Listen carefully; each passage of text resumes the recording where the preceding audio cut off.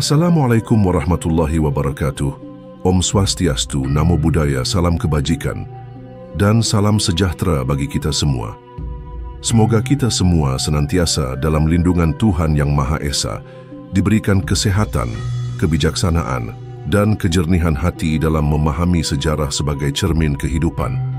Pada kesempatan kali ini, kita akan membahas kisah penuh intrik dan ambisi antara dua pewaris takhta, Pangeran Benowo dan Panembahan Senopati.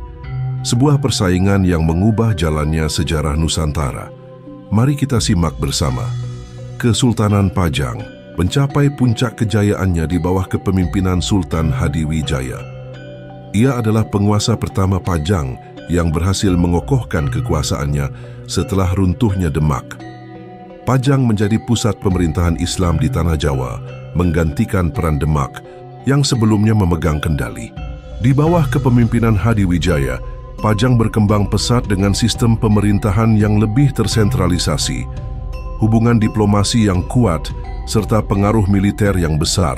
Di tengah kejayaan itu, dua tokoh yang kelak akan bersaing memperebutkan takhta mulai muncul, yakni Pangeran Benowo dan Sutawijaya.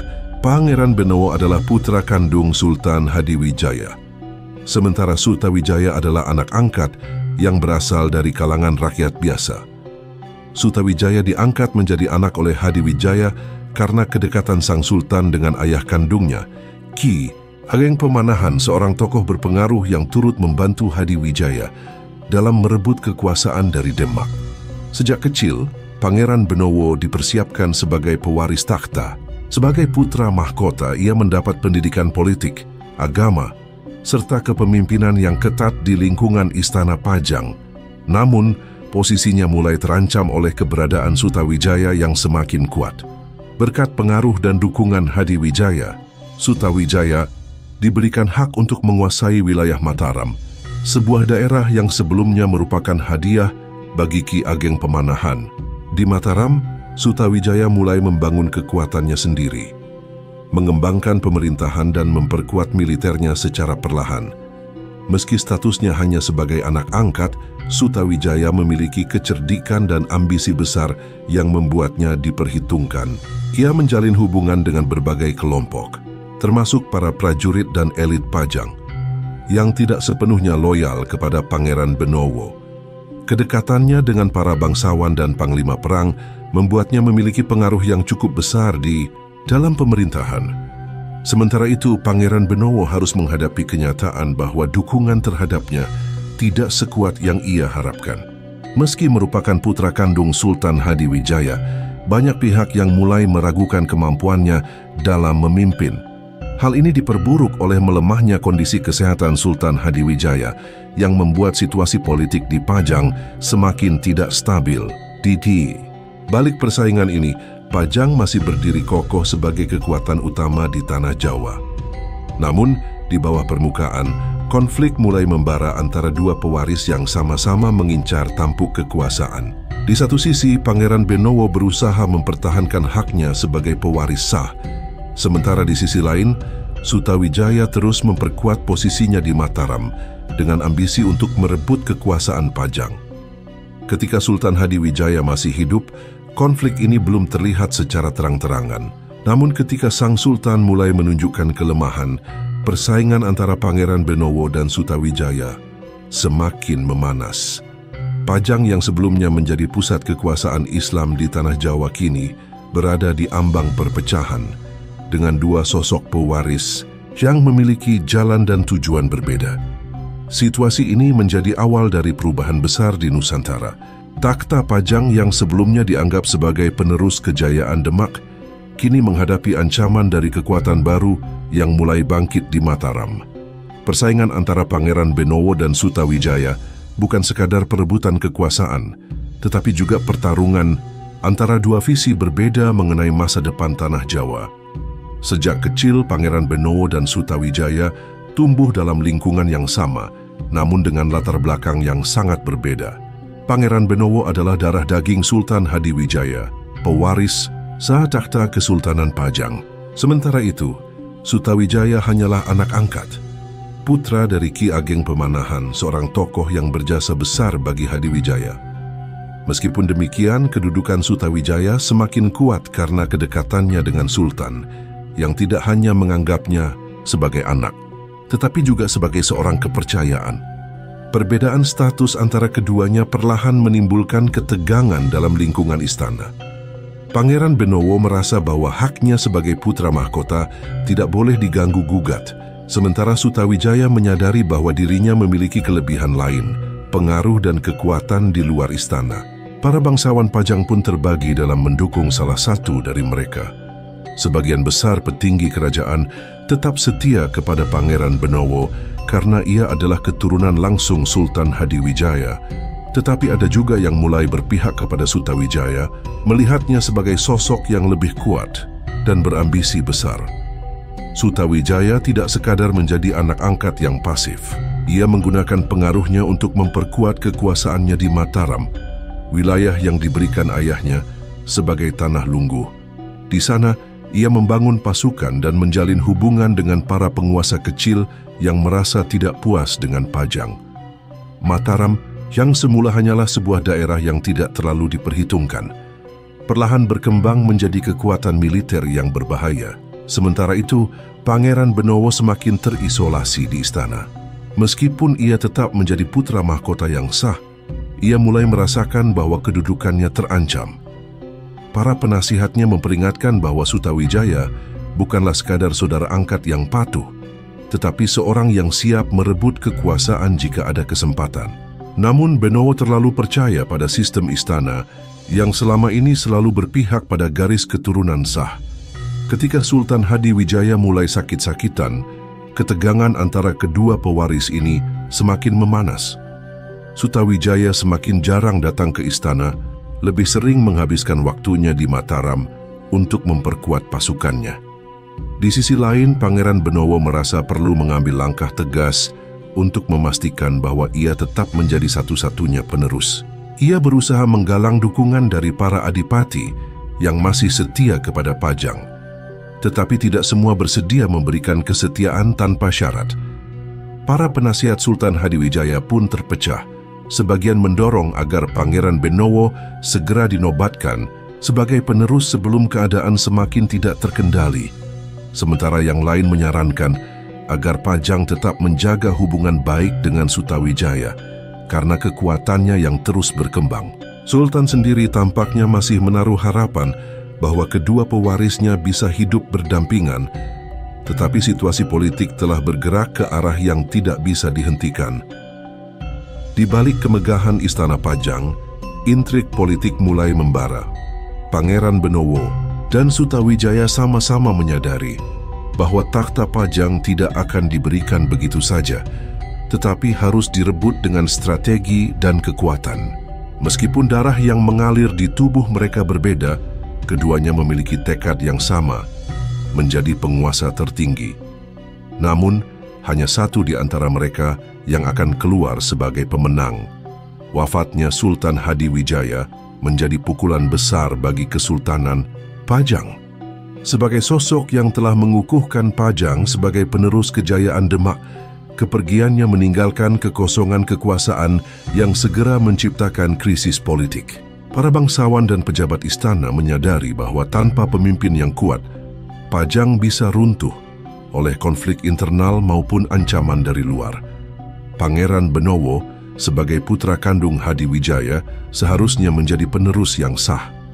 Namun, situasi tidak semudah yang ia bayangkan. Meskipun secara garis keturunan ia memiliki hak mutlak, banyak pihak mulai meragukan kemampuannya dalam memimpin.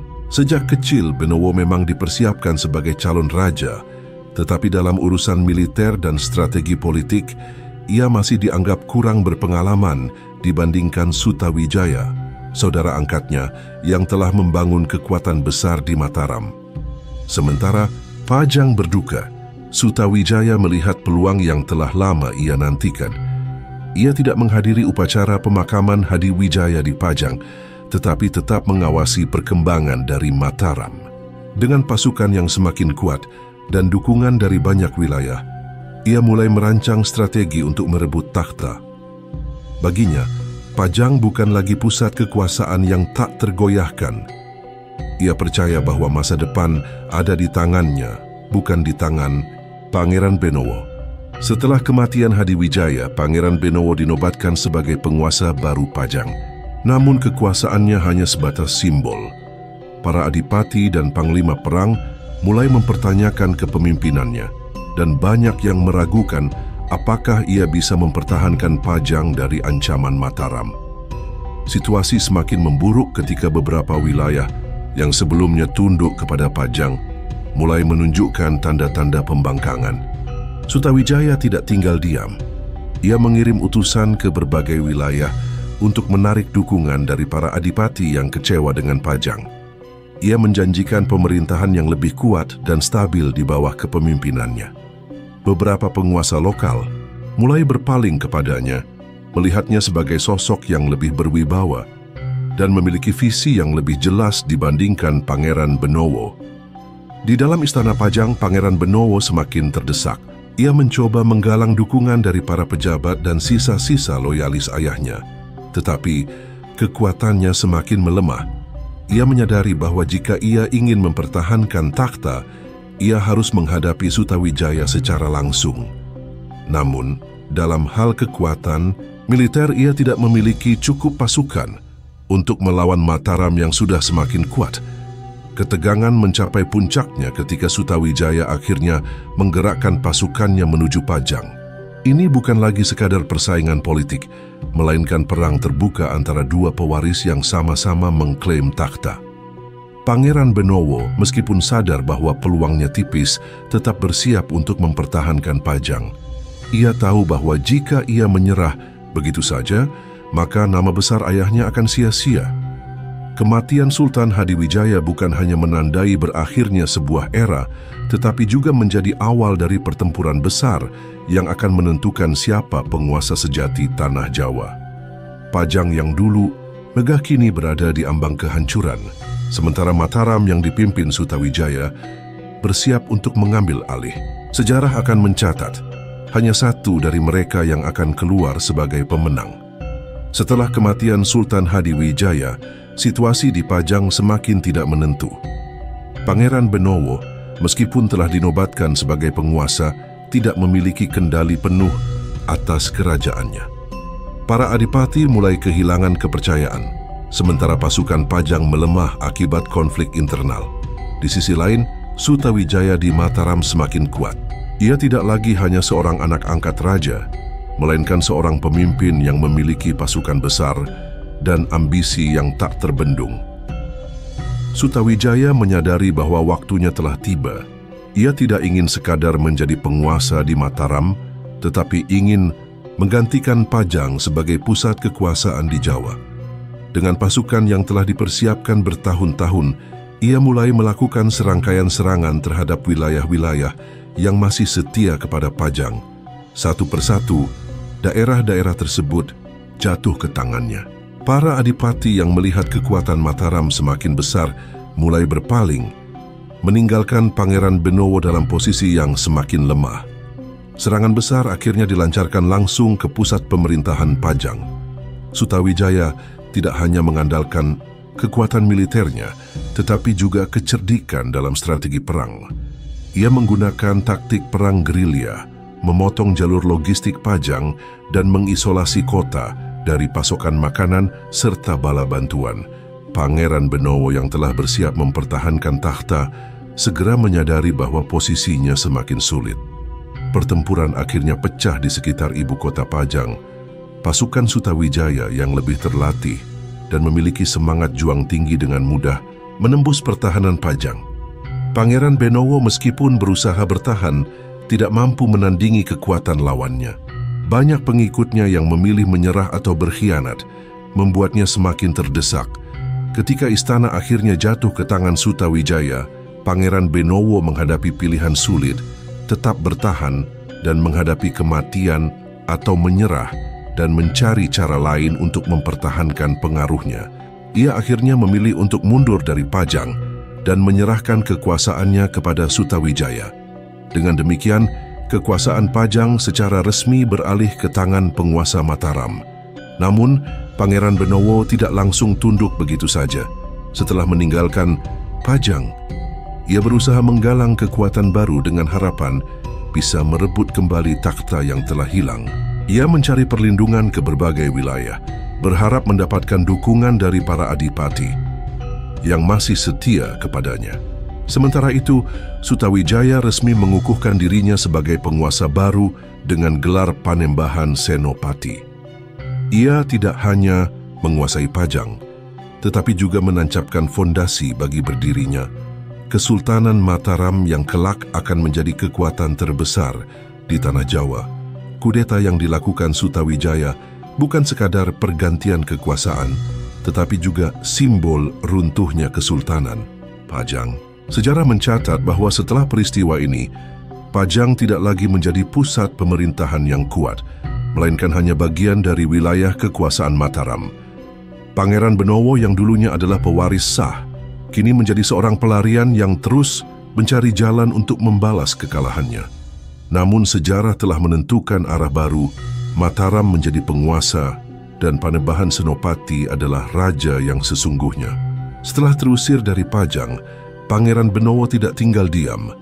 Meski telah kehilangan takhta, ia masih memiliki tekad kuat untuk merebut kembali warisan ayahnya. Ia sadar bahwa melawan Sutawijaya secara langsung bukanlah pilihan bijak, mengingat kekuatan militer Mataram yang semakin besar. Oleh karena itu, ia mulai menggalang kekuatan dengan mencari sekutu di kalangan para adipati dan tokoh-tokoh yang masih setia kepada Pajang. Banyak bangsawan yang sebenarnya tidak sepenuhnya setuju dengan kekuasaan Sutawijaya. Mereka melihatnya sebagai penguasa baru yang naik takhta melalui pemberontakan, bukan melalui garis keturunan yang sah. Beberapa wilayah yang dulunya merupakan bagian dari Pajang juga mulai menunjukkan ketidakpuasan terhadap pemerintahan Panembahan Senopati. Pangeran Benowo memanfaatkan situasi ini untuk membangun kembali kekuatannya. Tidak hanya mengandalkan dukungan dari dalam, Pangeran Benowo juga mencari bantuan dari pihak luar. Salah satu yang ia dekati adalah Kesultanan Cirebon dan bahkan Kesultanan Banten yang pada masa itu memiliki kepentingan dalam percaturan politik di Jawa. Kedua kesultanan ini memiliki hubungan yang kurang harmonis dengan Mataram dan melihat peluang untuk melemahkan pengaruh Sutawijaya dengan mendukung Pangeran Benowo. Selain itu, Pangeran Benowo juga mencoba mencari perlindungan ke wilayah pesisir utara Jawa. Beberapa kelompok saudagar dan pemimpin daerah di pesisir memiliki hubungan dagang yang erat dengan Pajang di masa lalu. Ia berharap mereka bisa memberikan dukungan dalam bentuk logistik maupun pasukan bayaran. Meski banyak yang bersimpati padanya, sebagian besar tetap berhati-hati mengingat betapa kuatnya Sutawijaya saat itu. Dengan pasukan yang berhasil ia kumpulkan, Pangeran Benowo mulai melancarkan perlawanan dari luar. Ia mengadakan serangan-serangan kecil terhadap daerah-daerah kekuasaan Mataram, berharap bisa mengganggu kestabilan pemerintahan Panembahan Senopati. Namun, meskipun berhasil menimbulkan kekacauan, perlawanan yang ia lakukan masih jauh dari cukup untuk merebut kembali takhta. Sutawijaya tidak tinggal diam. Ia menyadari ancaman yang masih ditimbulkan oleh Pangeran Benowo. Oleh karena itu, ia mengirim pasukan untuk memburu sisa-sisa loyalis Pajang dan menghancurkan basis-basis perlawanan mereka. Banyak pendukung Pangeran Benowo yang akhirnya ditangkap atau menyerah membuat perjuangannya semakin sulit. Setelah bertahun-tahun berjuang tanpa hasil yang signifikan, Pangeran Benowo mulai menyadari bahwa peluangnya untuk mengalahkan Panembahan Senopati semakin kecil. Alih-alih terus berperang, ia akhirnya memutuskan untuk mengambil jalan lain. Ia mengirim utusan kepada Sutawijaya untuk menyatakan kesediaannya tunduk kepada Mataram, asalkan ia tetap diberikan tempat dalam pemerintahan. Sikap ini mengejutkan banyak pihak, tetapi bagi Pangeran Benowo ini adalah pilihan terbaik yang tersisa. Daripada mati sia-sia dalam pertempuran yang tidak mungkin dimenangkan, ia lebih memilih tetap hidup dan menjaga pengaruhnya dari dalam. Sutawijaya, yang menyadari bahwa Pangeran Benowo masih memiliki pengikut, menerima penyerahannya dengan syarat ia benar-benar tidak akan lagi menentang Mataram. Dengan demikian, perjuangan Pangeran Benowo untuk merebut kembali takhta Pajang berakhir tanpa kemenangan. Namun dengan keputusannya untuk berdamai, ia tetap menjadi bagian dari sejarah, bukan sebagai raja, tetapi sebagai seorang pewaris yang tak lagi memiliki kerajaan.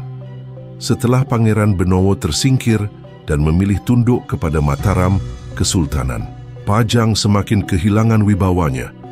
Tidak ada lagi pemimpin kuat yang mampu mengembalikan kejayaan yang pernah dibangun oleh Sultan Hadiwijaya. Sementara itu, Panembahan Senopati semakin memperkuat cengkeramannya atas Jawa, menggeser Pajang sebagai pusat kekuasaan menuju Mataram. Peralihan ini bukan hanya sekadar perubahan kepemimpinan, tetapi juga menandai pergantian era dalam sejarah politik Jawa. Pajang yang sebelumnya merupakan pusat pemerintahan mulai kehilangan perannya sebagai kekuatan utama. Banyak adipati dan penguasa daerah yang dulunya setia kepada Pajang kini beralih kesetiaan kepada Mataram. Hal ini bukan semata-mata karena kekuatan militer, tetapi juga karena kepiawaian Panembahan Senopati dalam membangun aliansi politik. Panembahan Senopati memahami bahwa untuk mempertahankan kekuasaan, ia tidak bisa hanya mengandalkan kemenangan di medan perang. Oleh karena itu, ia mulai merangkul para elit lokal, termasuk keturunan bangsawan Pajang yang masih memiliki pengaruh. Dengan cara ini, ia berhasil menghindari perlawanan besar yang bisa menggoyahkan fondasi kekuasaannya. Selain membangun aliansi politik, Panembahan Senopati juga berusaha melegitimasi kekuasaannya dengan pendekatan spiritual. Ia mengklaim memiliki hubungan khusus dengan dunia gaib, termasuk dengan Ratu Kidul, penguasa Laut Selatan. Kepercayaan ini semakin memperkuat posisinya sebagai pemimpin yang tidak hanya berkuasa secara politik, tetapi juga memiliki restu dari kekuatan supranatural.